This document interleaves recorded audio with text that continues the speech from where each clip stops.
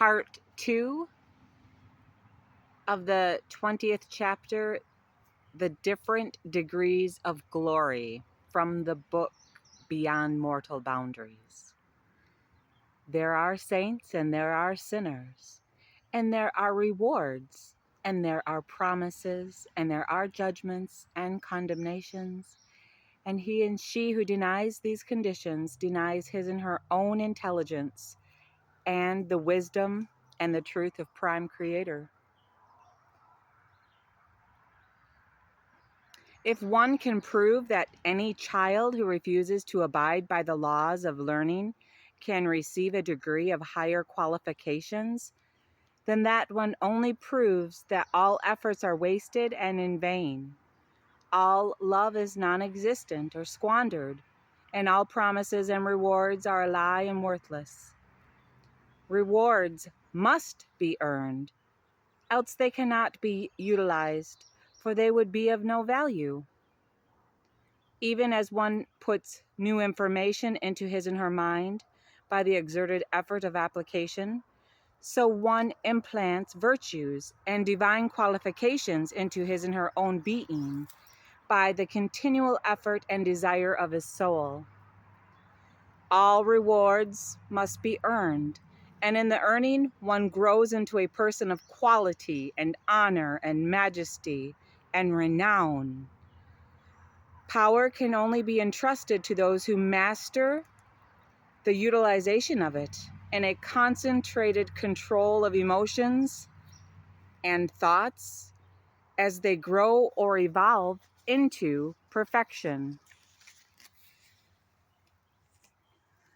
Those divine treasures in heaven that are to be laid up in the innermost part of one's being are the virtues developed through application, and man becomes those virtues, the wearer and possessor of those jewels. He and she becomes the divine recipient of all the glories of heaven.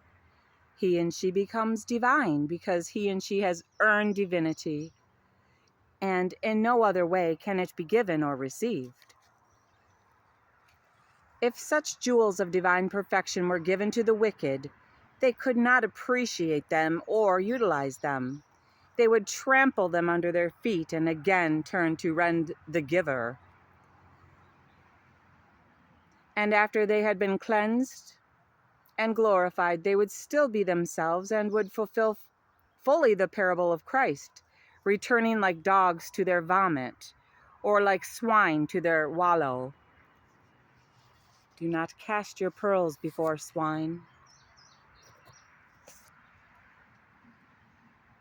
for they will trample them under their feet and turn to rend the giver. The traits they have built into themselves through their thinking and acting habits are what they really are, and they will remain just what they are until and unless they eventually begin to change through their own efforts and desiring.